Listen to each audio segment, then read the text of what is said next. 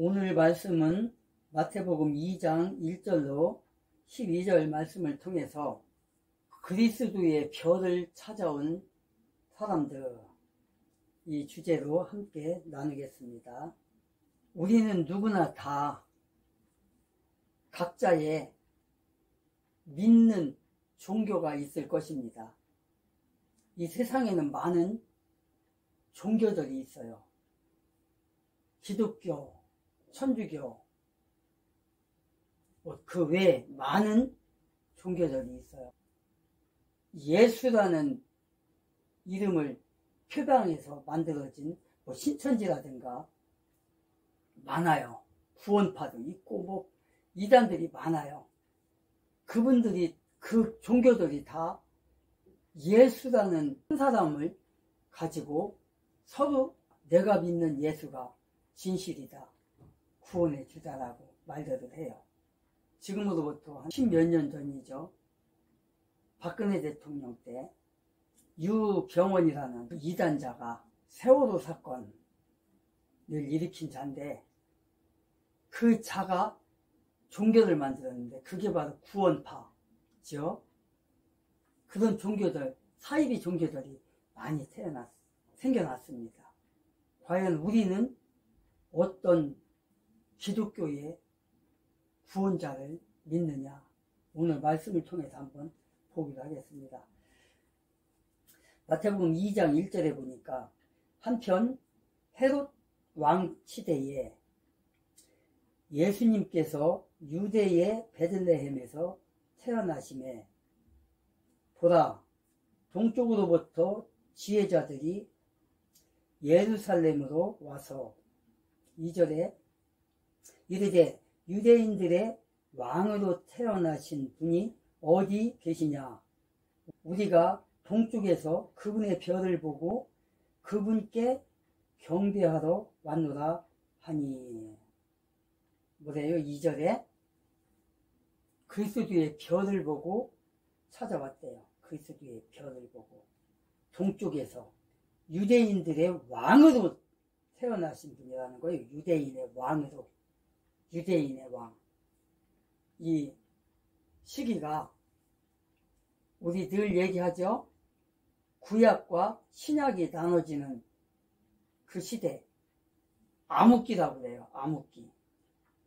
400년간의 그 암흑기, 하나님과 인간 간에 서로 연락이 없었던, 소식이 끊어졌던 그 시대를 일컬어서 암흑기라고 그래요. 이것은 예수를 믿는 기독교이든 기독교가 아니든 세상 사람들도 다 얘기를 해요. 그 역사가들이 BC와 AD를 나누는 때가 바로 이때를 얘기하는 거예요. 이때. 성경에 보면 말락이라는 사람이 있었어요. 그 예언자가 있었어요. 예언자가. 그 예언자를 통해서 말라기가 기록이 되는데, 그 이후로 이제 신약으로 들어가요. 신약 마태복음으로. 근데 그 기간이 정도냐? 400년이라는 기간이 있어요. 300년이라기도 하고 400년이라기도 하고 그래요.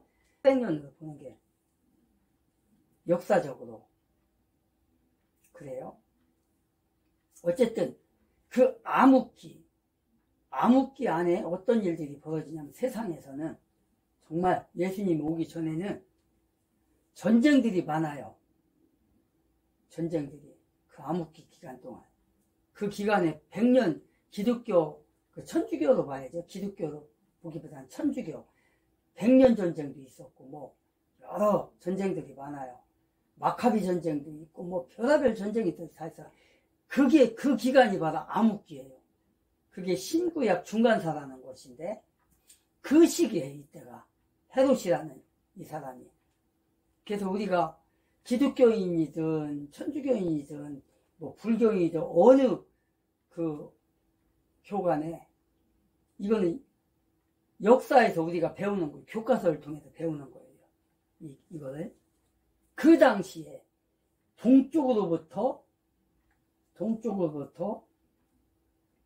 유대인의 왕으로 태어나신 그 분을 찾아왔다. 그 별을 보고 찾아왔다. 우리는 동쪽에서 살던 사람인데 동쪽에서 그분의 별을 보고 찾아왔다. 쉽게 말해서 이 사람들은 천체를, 우주를 연구하는 박사들이라는 거예요. 이 사람들이 천체를 연구하다가, 별을 연구하다가 하나의 이상한 별을 본 거예요. 이상한 별을. 그래서 꾸준히 연구를 하다 보니까 그 별이 어느 시기에 이제 움직이기 시작하는 거예요.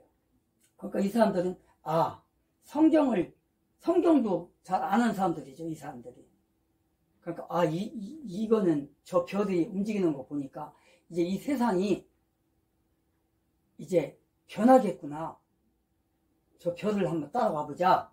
따라오다 보니까 지금 어디예요? 이스라엘 땅, 유대 땅, 이스라엘 나라로 오게 된 거예요. 별을 따라서 오다 보니까. 그래서 보니까 그때가 언제다? 헤롯 왕 때. 헤롯. 지금 제가 초종하면 스터디라는 그 스터디 TV를 통해서 헤롯왕 지금 하고 있는데요. 헤롯왕. 그 헤롯왕이 바로 그 사도행전 25장에 나오는 26장에 나오는 아그리빠가 나오죠. 26장에서는 25장에서는 이 헤롯왕의 증손자인 거예요. 증손자. 그 계열인 거예요. 그 할아버지라고 해야 되나? 증손자, 손자인 거예요. 그 헤롯왕 때에 지금 온 거예요. 헤롯왕 때에. 헤롯왕 시대에 예수께서 유대의 베들레헴에서 태어나신 1절에, 그리고 2절에서는 유대인의 왕으로 태어나신 분이 어디 계시냐? 그분에게 경배하러 왔다. 이렇게 얘기를 해요. 3절에 보니까 헤롯왕이 이 일들을 들을 때에 그와 함께하는 온 예루살렘이 소동하더라. 그가 모든 수제사장들과 백성들의 서기관들을 함께 모아 그리스도가 어디서 태어나겠느냐 그들에게 다그쳐 물으매. 그러니까 이 헤롯도 궁금한 거예요. 아니 내가 지금 이 이스라엘의 왕인데, 내가 지금 이곳의 왕인데 또 나 말고 왕이 또 태어난다고? 그건 내가 용납할 수 없어. 속으로 그런 거예요. 그래서 지금 많은 사람들을 불러요. 서기관도 부르고 또 제사장도 부르고 이렇게 불러요. 그래서 그 사람들에게 야, 유대인의 왕으로 태어났다는데, 누가 태어난다는데 이게 무슨 말이냐? 한번 나에게 말 좀 해다오. 그리고 이제 그 사람들에게 명령을 해요. 명령을. 다그치며 물어봐요. 야, 사람들이 동쪽에서 온 이 사람들이 지금 왕으로 태어난 사람이 어디 계시냐고 지금 물으니 도대체 무슨 말이냐? 빨리 한번 찾아봐라. 이렇게 지금 한 거예요. 그래서 5절에 보니까 그들이 그에게 이르되 유대의 베들레헴입니다. 주께서 예언자들을 통해서 이같이 기록되기를 6절에 유다 땅에 있는 베들레헴아, 네가 유다의 통치자들 가운데서 가장 작지 아니하도다. 네게서 한 다스리는 자가 나와 내 백성 이스라엘을 다스리리라 하셨나이다 하매. 5절과 6절에서 지금 뭐라고 그래요? 유대 땅에 베들레헴이라는 동네가 있는데 예언자들의 말에 의하면 그곳에서 한 통치자가 태어난다고 기록이 되어 있는데, 예언자들을 통해서 유대의 이스라엘의 예언자들이 그렇게 지금까지 계속 이렇게 기록해 놨습니다. 근데 그분이 바로 왕이랍니다. 그분이 바로 왕인데, 그분이 바로 유대 땅에서 땅에서도, 유대 땅에서도 팔레스틴 쪽에 있는 베들레헴이라는 작은 동네가 있는데, 그 동네에서 이 이스라엘 땅을 다스릴 통치자가 태어난다고 기록이 되어 있습니다. 근데 그 통치자가, 그 왕이 다윗의 족보에서 나온다고 기록이 되어 있습니다. 네게서 한 다스리는 자가 나와 내 백성 이스라엘을 다스린다고 기록이 되어 있습니다. 이렇게 지금 얘기하는 거예요. 이 기록은 이사야를 통해서도, 시편을 통해서도, 어디서부터 다 기록이 되어 있어요. 이게요. 메시아가 온다는 게, 이렇게 기록이 되어 있습니다 하고 지금 헤롯 왕에게 지금 전해주고 있는 거예요. 7절에 보니까 그때에 헤롯이 은밀히 지혜자들을 불러 그 별이 나타난 때를 부지런히 그들에게 묻고, 8절에 보니까 그들을 베들레헴으로 보내며 이르되 가서 그 어린 아이를 부지런히 찾아보고 그를 찾거든 내게 다시 말을 전해 주어 나도 가서 그에게 경배하게 하라 하니라. 나도 가서 경배하게 하라. 그리스도의 별을 따라온 그 예언자들에게 9절에서 보니까 뭐라고 그래요? 은밀히 지혜자들을 불러서 베들레헴에, 유대 땅 베들레헴에 가거든 열심히 찾아보고, 자세하게 찾아보고, 부지런히 찾아서 그 별을 보게 되면 나한테 와서 좀 기쁨 좀 해줘라, 가르쳐줘라. 나도 가서 경배하게. 그 어린 아이가 태어난 곳을 나에게 와서 좀 말 좀 해다오. 나도 가서 경배하게. 그러면 지금 이 헤롯이라는 왕이 진심 어린 마음에서 이랬을까요? 그렇지 않다는 거예요. 그렇지 않다는 거예요. 그 마음 속에는 어떠한 야심이 있어요. 이 헤롯이라는 이 왕의 마음 속에는. 아니, 내가 지금 왕인데 또 다른 왕이 태어난다고? 그럼 뭐야? 왕이 둘이나 된다고? 말이 돼? 안 돼. 내가 이 사람, 이 동방에서 온, 동쪽에서 온 이 박사들이, 이 예언자들이 부지런히 찾아서 나한테 가르쳐주면 내가 그를 죽이겠다는 마음이 그 마음속에 있는 거야. 사탄의 마음이 있는 거예요. 악마의 마음이 있는 거예요. 루시퍼 사탄의 마음이 들어간 거예요. 나도 가서 그에게 경배하게 하라. 8절에서 경배하게 하라. 이렇게 말하는 거예요. 9절에 보니까 그들이 왕의 말을 듣고 떠났는데 보라, 동쪽에서 그들이 보았던 그 별이 그들보다 앞서 가다가 마침내 그 어린 아이가 있는 곳으로 가서 그 위에 멈춰 서므로. 10절에 보니까 그들이 그 별을 보고 아주 크게 기뻐하더라. 동쪽으로부터 온 박사들이 그리스도의 별을 따라오다가 9절에서 10절에서 별을 보고 아주 크게 기뻐하더라.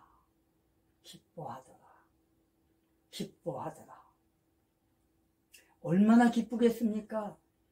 내가 찾던 그 왕이 태어난 그 집 앞에 와서 별이 딱 서서 바로 여기다! 라고 가르쳐주니. 우리가 그렇잖아요. 모든 사람이 어떠한 무엇을 찾다가 제가 지난 토요일날 23일날 저와 한 40년 친구들이죠. 40년 친구 80년도에 만나가지고 지금까지 친구도 지내며 동네는 다르지만 또 그들을 또 제가 또 전도를 해서 예수를 믿게 됐어요.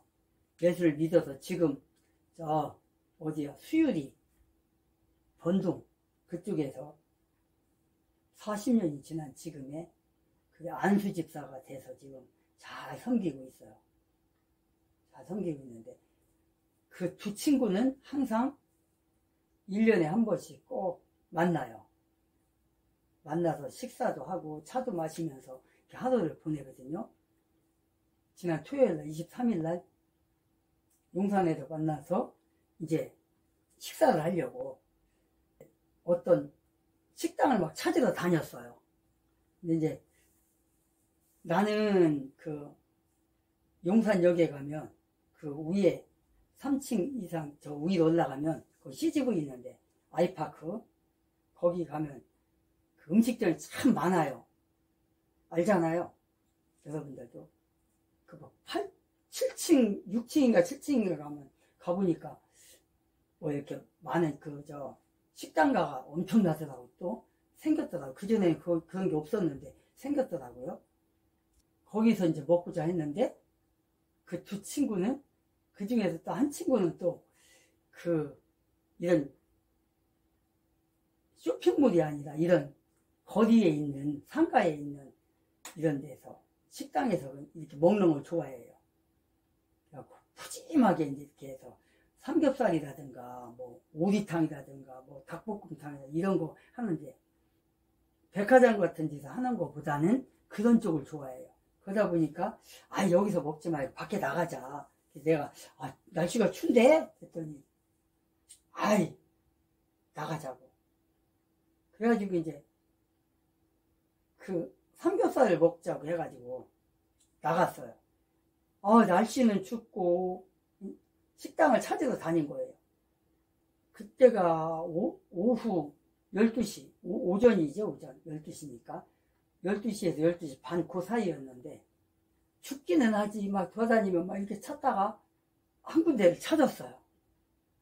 거기 보니까 삼겹살도 하고 또 뼈다귀탕도 하더라고요.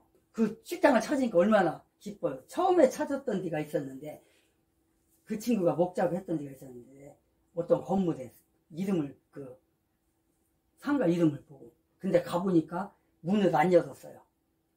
근데 또 바로 밑에 층에 보니까 삼겹살집이 있어요. 들어갔더니 아직 영업을 안 한대요. 그래서 나왔어요. 그래서 또 이렇게 돌아다니다 보니까 이제 한 군데 찾은 거예요. 그곳이 바로 삼겹살도 하고 이제 감자탕, 뼈다귀탕 이거 하고 하니까 얼마나 반갑던지 춥기는 하고 그래서 얼른 들어갔어요. 거기에 이렇습니다. 찾다 막 춥기는 하지 막 이렇잖아요. 그런 가운데 찾아서 들어갔단 말이에요. 바로 그런 거예요. 지금 이게 구절에 동쪽에서 그들이 보았던 그 별이 그들보다 앞서 가다가 마침내 그 어린 아이가 있는 곳으로 가서 그 위에 멈춤으로 10절에 그들이 그 별을 보고 아주 크게 기뻐하더라. 동쪽에서부터 자기네 동네에서부터 이방 땅에서부터 자기들이 몇 년 이상을 혹은 뭐 10년 혹은 20년 동안 연구하던 천체를 연구하던 사람들이 그 별이 움직이는 걸 보고 따라왔는데 무작정 따라온 거잖아요. 별이 인도하는 대로. 그 별이 지금 어디에 쓴 거예요? 어디에? 아기 왕이 태어난 그 집에 지붕 위에 지금 쓴 거예요. 지붕 위에. 그래서 거기서 발을 멈추고 이제 들어가는 거예요. 그들이 그 별을 보고 아주 크게 기뻐하더라. 얼마나 기쁘겠어요? 자기들이 찾던 그 아기 왕이 태어난 그것을 보니까. 그래서 이렇게 그리스도의 별을 따라 왔던 그 예언자들이 그리스도께 나아가는 그런 행운을 얻게 된 거예요. 그리스도께 경배하기 위해서 이제 들어가는 거예요. 11절, 12절. 11절. 그들이 집으로 들어가 자기 어머니 마리아와 함께 있는 어린 아이를 보고 엎드려 그에게 경배하고 자기들의 보물함을 열어 황금과 유향과 모략을 그에게 선물로 드린 뒤 그들이 그 집으로 들어가 뭐 했다는 거예요 지금? 그 아기 왕이 태어난 그 아기 왕이 마리아와 함께 있었다는 거예요. 그래서 그가 어떻게 했다고요? 엎드려 그에게 경배하고 그에게 누구? 마리아에게? 아니요. 아기 예수께 지금 뭐 했다는 거예요? 경배했다는 거예요. 경배. 사람에게 경배한 게 아니라 아기 왕께 예수 그리스도께 지금 경배를 한 겁니다. 그럼 아기 왕은 누구예요? 예수 그리스도. 1절에 나오는 예수 그리스도. 1절에 나오죠? 헤로당 시대에 예수께서 유대의 베들레헴에 태어나심에 라고 되어 있잖아요. 예수께. 이분이 누구라고요? 유대인의 왕. 이분이 바로 유대인의 왕. 2절에 있죠. 2절에 유대인의 왕으로 태어나신 분이 어디 계시냐? 이렇게 물어본 거예요. 이분께 지금 어떻게 했다고요? 경배했다고요. 그분이 바로 누구라는 거예요? 그리스도라는 거예요. 예수 그리스도. 4절에 수제사장들과 백성의 서기관들이 함께 모아 그리스도가 어디서 태어나겠다냐 하냐 이렇게 묻잖아요. 그리스도라는 거예요. 그분이 바로 그리스도. 예수 그리스도. 기름 부음 받은 자 메시아. 그분이 바로. 그리고 6절에서 뭐라고 그래요? 다스리는 자래요. 다스리는 자. 이분이 바로 동방에서 온 예언자들이 경배한 사람이 누구라고요? 다스리는 왕. 6절에 유대 땅에 있는 베들레헴아, 네가 유다의 통치자들 가운데서 가장 작지 아니하도다. 네게서, 누구에게서?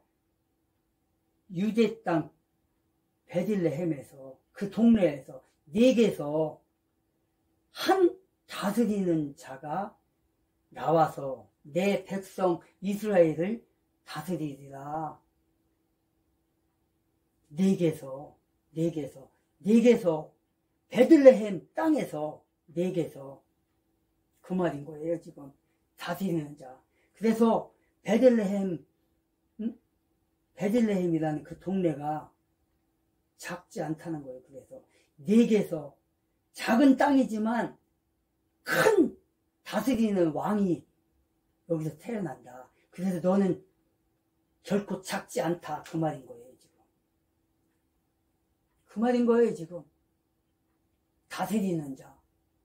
그분이 누구라는 거예요. 지금 아기 예수라는 거예요. 아기 예수 메시아 그리스도. 그분이 바로 8절에서 가서 그 어린 아기를 부지런히 찾거든 이라고 돼 있잖아요. 누가? 헤롯이 그랬잖아요.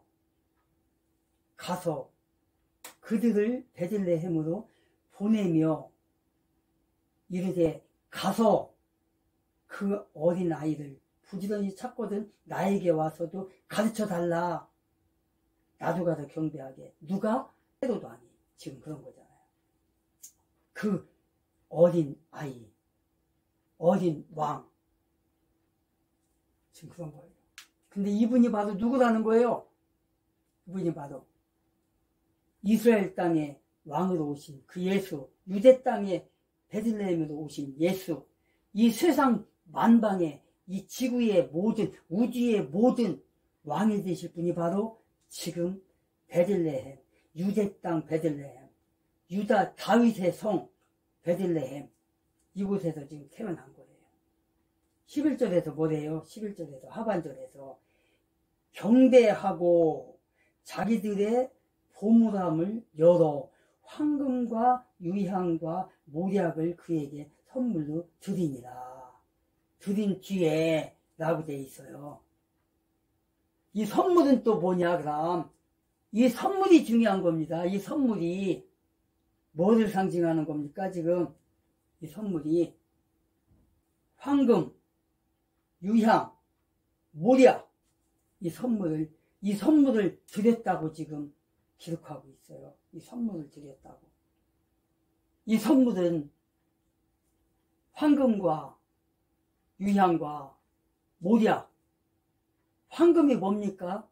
황금이 뭘 상징하는 겁니까? 황금이 왕을 상징하는 거잖아요. 왕을. 황금은 변하지가 않아요. 왜 우리 금 있잖아요. 14금이 있고 18금이 있고 24금이 있잖아요. 24금이 제일 99.9%라고 돼 있죠. 그 황금은 변하지 않아요. 변하지 않아요. 왕자를 얘기하는 거예요. 왕자. 지금 그게 언제 한 건지는 모르겠는데 유튜브에 들어가서 보면 그 드라마가 그러니까 뭐냐면 고려하고 가야하고 전쟁하는 그 드라마가 있더라고요. 거기 보면은 그 무슨 왕이야? 고려왕, 그 어린 왕이 이제 거기 최수중이 나오는데 거기서 그 강감찬 장군으로 나오죠. 거기서 보면은 그 어린 왕이 앉아있는 의자가 뭐예요? 황금이잖아요. 황금. 옷도 막 황금으로 입고 그러더라고요. 황금은 왕을 얘기하는 거예요. 왕. 지금 그 황금을 드렸다는 거예요. 영원히 변하지 않는 매우 귀한, 불변하지 않는 그 왕. 일반적으로 그렇게 보는 거죠. 그 다음에 이 성경이니까 여기는 성경에서 황금은 뭐예요? 상징적 의의라는 거예요. 상징적인 거. 왕을 그 레위기에 보면 레위기뿐만 아니라 모세가 애굽을 탈출해서 광야로 나오죠. 광야에서 하나님께서 모세에게 명령을 해요. 법궤를 만들라고. 법궤를 만드는데 황금으로 칠했다고 그래요. 황금으로 둘렀다고 그래요. 법궤를. 황금으로.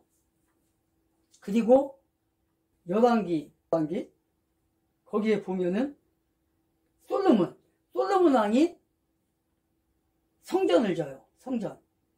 성전을 짓는데 성전을 짓고 법궤를 만들고 하는데 황금으로 다 덮여요. 황금으로 다 짓는단 말이에요. 법궤도 그렇고 그 성전을 짓는데 황금으로 둘러싼단 말이에요. 황금으로. 그 정도의 그 변하지 않고 그런 게 바로 황금이에요. 황금. 금. 그래서 무슨 전쟁이죠? 그게 폼페이오 그 장군이 이스라엘 나라를 정복할 때 이스라엘을 그때 쳐들어올 때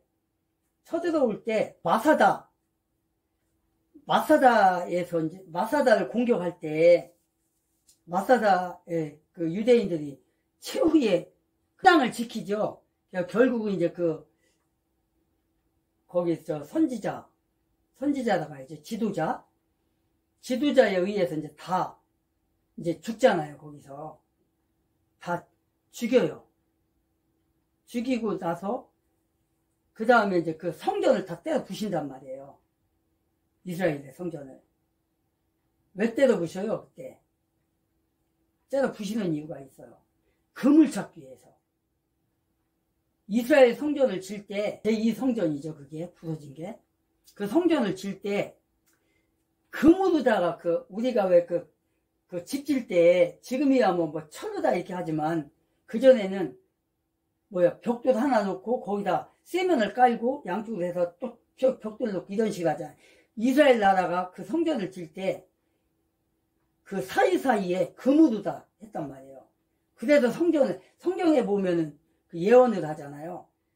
성전이 무너질 때 돌 하나도 남지 않고 다 무너지리라. 예수님이 그 제자들하고 이제 그 변화산 헤브론산에서 내려오면서 이제 이 일이 언제 있습니까? 이렇게 이제 물어본단 말이에요. 그때 거룩한 곳에 이제 거룩한 성전에 가증한 것이 들었을 때 그런 얘기를 해요. 그러면서 그 전에 뭐라고 하냐면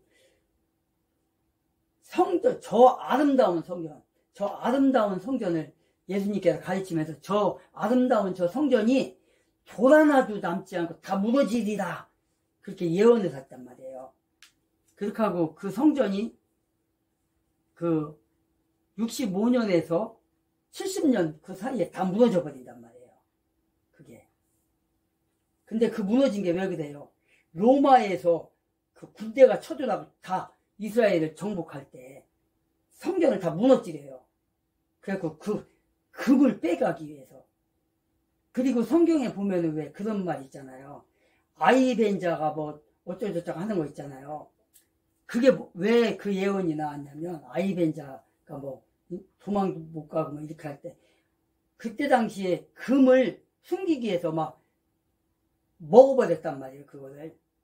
그러니까 배를 갈랐어. 여자의 배를. 그러니까 그 배가 불룩하니까 그 금을 먹는다는 걸 알고서 그랬더니 진짜 아이벤자도 있고 황금을 물로 먹어서 부른 자도 있고 막 이랬던 거예요. 그게 그 예언이 그런 거예요. 아마 이런 설교 거의 못 들어봤을 텐데 그런 거예요. 이게 황금이 이렇게 귀중한 거예요. 황금은 변하지 않는다. 예수 그리스도께서 왕으로 오셨다. 왕을 상징하는 거예요. 황금은. 그래서 예수의 왕권을 얘기하는 거예요. 그래서 바로 이 황금이 성경적으로는. 그럼 유황은 또 뭐냐? 유황은 뭡니까? 유황은 신성을 나타내는 거예요. 유황은 신성. 근데 일반적으로는 유황은 뭐예요? 여러분들 중공이라는 나라가 뭐를 많이 쓰죠? 중공이라는 나라 음식에 향재료를 많이 써요. 향재료. 냄새도 악취가 나는 것도 향으로 이렇게 하고 동남아 쪽에서 향 같은 걸 많이 쓰는데 향기로움을 나타내는 게 바로 유황이에요. 유황. 그래서 향품으로 많이 쓴단 말이에요. 향품으로. 향기로움. 향품으로. 그래서 향품으로 많이 쓰는 거예요. 향기로움을. 향품. 그걸 나타내는 거예요. 그래서 일반적으로는 향기로운 그 향품을 나타내고 또 성경적으로 상징적으로는 예수 그리스도의 신성을 나타내는 게 바로 소재 드릴 때나 또한 호되는 거고 그 다음에 구약 시대에 보면 구약 성경에서 여호와께 예배하는 것과 또한 하나님의 거룩하심을 상징해요. 유향이 바로. 그래서 이 향은 오직 왕께만 드리는, 오직 왕 하나님 앞에만 드리는 거룩한, 말하는 거예요. 이게 바로 향이라는 게. 이렇게 향을 누구한테 드렸다? 예수 그리스도 어린 왕에게 드렸다. 그러니까 향을 예물로 드렸다는 것은 그리스도의 신성을 상징하는 거예요. 그리스도의 신성, 영원한 왕, 모략을 드렸다고 했어요. 모략은 또 무엇을 상징하는 겁니까? 모략은 예수께서, 성경을 보면 예수께서 십자가에 돌아가셔요. 십자가에 돌아가시고 나서 이제 그 제자들과 여성들이 그 시체를 내려다가 어떻게 해요? 그 시체를 닦아요. 거기에 사용되는 거예요.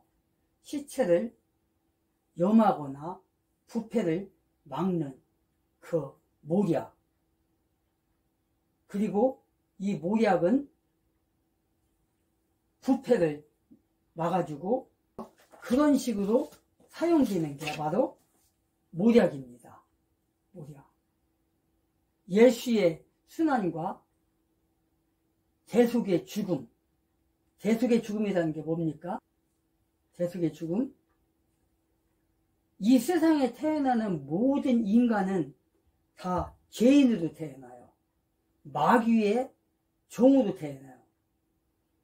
마귀에게 사로잡힌 노예로 태어난단 말이에요. 그래서 우리는 마귀에게 끌림을 받아서 살다가 결국은 어떻게 돼요? 죽으면 지옥으로 갈 수밖에 없어요. 그런 지옥을 갈 모든 인간을 대신해서 돌아가신 게 바로 예수 그리스도입니다. 이사야 선지자가 기록한 이사야서 53장 1절부터 12절까지인가 7절까지인가 읽어보면 거기에 뭐 예수를 가르쳐서 어린 양이다, 도살장으로 끌려가는 양같이 이런 말들이 나와요. 뭐 채찍에 맞은 거, 수모를 겪은 거 다 누구 때문에? 우리 인간의 죄 때문에 그렇게 예수님께서 채찍에 맞고 욕을 먹고 놀림을 받고 그랬었어요. 그렇게 돌아가신 거예요. 우리의 죄를 대신해서. 그게 바로 대속의 죽음인 거예요. 대속의 죽음. 그래서 모략은 바로 그런 의미가 담긴 거예요. 그런 의지, 상징적 의미가. 그래서 일반적으로는 시체의 부패를 막고 염하는 데 사용하고 이런 거예요. 모략이라는 거예요. 그래서 성경적으로는 예수의 순환과 대속의 죽음을 나타내는 게 바로. 그래서 예수님께서 돌아가실 때 그렇게 시체를 닦았다. 대속의 죽음. 다 이렇게 상징이 있는 거예요. 이렇게. 이 동쪽으로부터 온 이 예언자들이, 박사들이 모략을 드렸고 보배합을 열어 11절 다시 한번 읽어보겠습니다. 11절 그들이 집으로 들어가 자기 어머니 마리아와 함께 있는 어린 아이를 보고는 엎드려 그에게 경배하고, 누구에게 경배했다는 거예요? 그에게. 그가 누구예요? 예수, 아기 예수, 왕으로 오신 아기 예수. 그에게 경배했다는 거예요. 그리고 뭐래요? 자기들의 보물함을 열어 황금과 유향과 모략을 그에게 선물로 드린 뒤에. 다 이렇게 뜻이 있는 거예요. 황금, 유향, 모략에. 그러니까 예수님에 대한 거, 왕에 대한 거, 예수 그리스도가 어떻게 어떤 분으로 오셔서 이 세상에 살다가 어떻게 살다가 어떤 죽음을 맞이할 건지 뜻이 담겨 있는 게 바로 황금, 유황, 그 다음에 모략인 거예요. 여기에 다 담겨 있는 거예요. 지금 상징이 예수님이 왕이라는 거, 그게.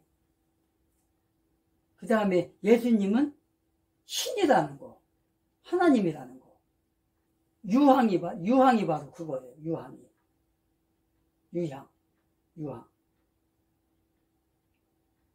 그 다음에 모략은 그 왕으로 오신 그 예수께서, 메시아 예수께서 죽음을 상징하는 거. 대속의 죽음. 그냥 죽음이 아니에요. 모든 인간을 대신해서 그 죄를 쓰고 짊어지고 돌아가시는 거예요. 그래서 예수만 믿으면 어떻게 된다? 구원을 받는 거예요. 왜? 내 죄가 예수에게 다 전가가 되었잖아요. 그래서 예수님이 돌아가셨잖아요. 그러니까 우리의 모든 인간의 죄를 대신 짊어졌으니까 우리 모든 인간이 죄가 있어요, 없어요? 없는 거예요. 이제 용서함 받은 거예요. 그리고 다 뒤집어 씌웠으니까 그 예수가 죽어버린 거예요. 죽으면 어떻게 돼요? 끝난 거예요. 이제 끝난 거예요. 그래서 우리가 죄가 없는 거예요. 예수를 믿었을 때, 예수를 나의 구원의 주로 영접했을 때 그 모든 죄가 예수에게 전가됐기 때문에 우리가 죄가 없는 거예요. 그래서 하나님의 아들과 딸이 되는 거예요. 그래서 중요한 거예요. 이게. 벌써 예수님이 태어날 때부터 벌써 어떻게 오셨고 어떻게 살다가 어떻게 죽어야 할 것이 여기에 세 가지 선물에 다 담겨 있는 거예요. 이 동쪽으로부터 온 이 예언자들이 그것을 알고 온 거예요. 이렇게 다 준비해 갖고 미리. 그리고 마지막 절 12절에 보니까 꿈에 12절에 꿈에 하나님으로부터 헤롯에게로 돌아가지 말라. 경고의 말을 듣고 떠나서 다른 길로 자기들 나라로 가니라. 이것도 이제 그 동쪽에서 온 이 예언자들이 아마도 유대인의 후손일 수가 있어요. 그런 가능성이 있어요. 왜냐? 이스라엘 백성들이 로마에 의해서, 바벨론에 의해서 이제 망하잖아요. 망했을 때 많은 사람들이 여기저기 가서 살아요. 그 다음에 유대인들이 민족을 잃을 때 애굽 땅, 이집트 땅에서 살았잖아요. 그리고 나올 때 다 나왔겠어요? 그렇지 않다고요. 거기 남아있는 사람들이 있을 거란 말이에요. 뭘 보면 알 수 있냐? 우리나라가 일제 36년 동안 지배하에 살다가 해방이 됐잖아요. 그때 일본에서 우리나라 다 왔나요? 우리 끌려갔던 사람들 끌려가기도 하고 또 돈 벌려고 하기도 하고 이랬죠. 그래서 거기서 살던 사람들이 대부분이 안 왔어요. 온 사람보다 거기 남아서 사는 사람 더 많아요. 그래서 우리의 후손이 지금 일본에서 많단 말이에요. 섞였지요. 피가 이제 다. 바로 그걸 얘기하는 겁니다. 그렇게 바벨론으로 끌려갔던 그 유대인들, 애굽에서 살던 사람들, 그 다음에 로마로 끌려갔던 사람들 많잖아요. 그러니까 이 박사들이 어쩌면 유대인의 후손일 수도 있어요. 거기서 살다가 그의 별을 보고. 왜 그러냐? 지금도 이 유대인들은 가는 나라마다 공동체를 이루고 살잖아요. 이때도 마찬가지였단 말이에요. 그 사람들이 온 걸 수도 있어요, 이게요. 어쨌든 이렇게 꿈에 하나님으로부터 헤롯에게로 돌아가지 말라는 경고를 받고 떠나서 다른 길로 자기들 나라에 가니라. 이렇게 기록하고 있습니다. 그래서 저와 오늘 예배를 드린 모든 그리스도인들은 이 크리스마스 날, 예수 탄생, 메리 크리스마스, 즐거운 성탄절이잖아요. 예수님이 태어난 날.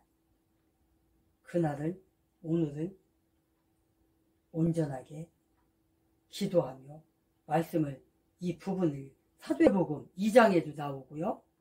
또 누가복음 2장에도 나와요. 한번 그 부분 읽으면서, 또 마가복음에도 나와요.